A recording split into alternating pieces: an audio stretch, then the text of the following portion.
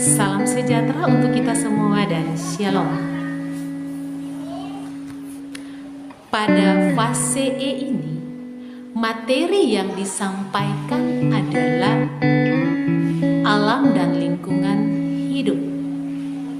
Materi ini merupakan elemen terakhir dalam semester genap ini. Alam diciptakan oleh Allah, itu baik adanya. Hal itu sangat jelas diungkapkan dalam Alkitab, Kitab Kejadian pasal 1. Dan pada pasal yang kedua, pada ayatnya yang ke-15, Allah memberikan perintah kepada manusia untuk memelihara dan melestarikan.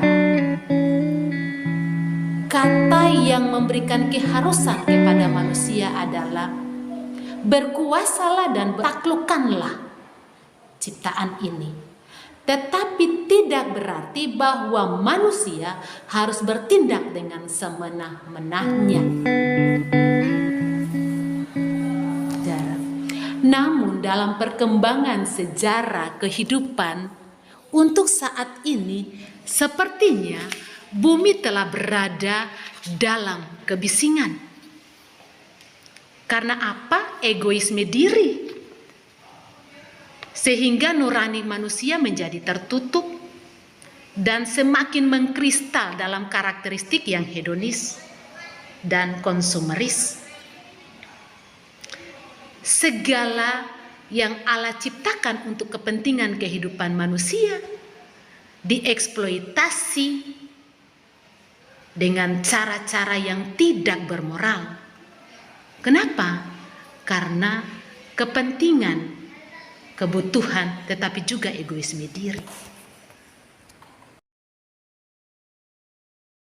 Contoh-contoh perilaku yang menunjukkan bahwa manusia itu telah mengeksploitasi alam. Pohon ditebang dengan sembarangan, hutan dibakar oleh orang-orang yang berhati serigala.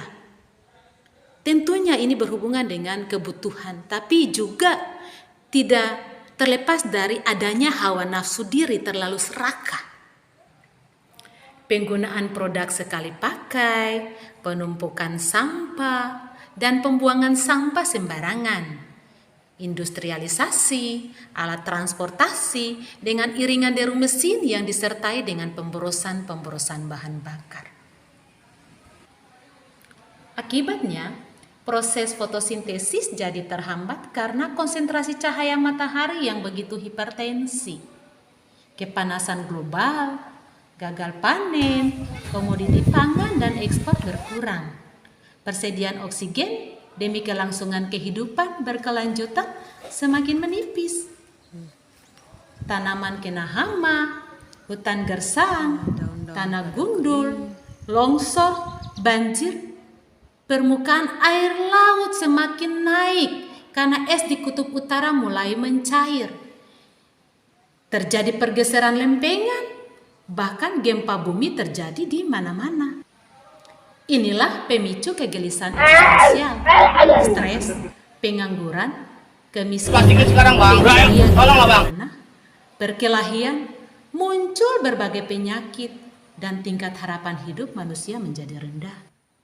Nah, kita bersyukur bahwa kurikulum Merdeka mengarahkan kita untuk harus lebih cinta kepada alam, lebih cinta kepada tanah air.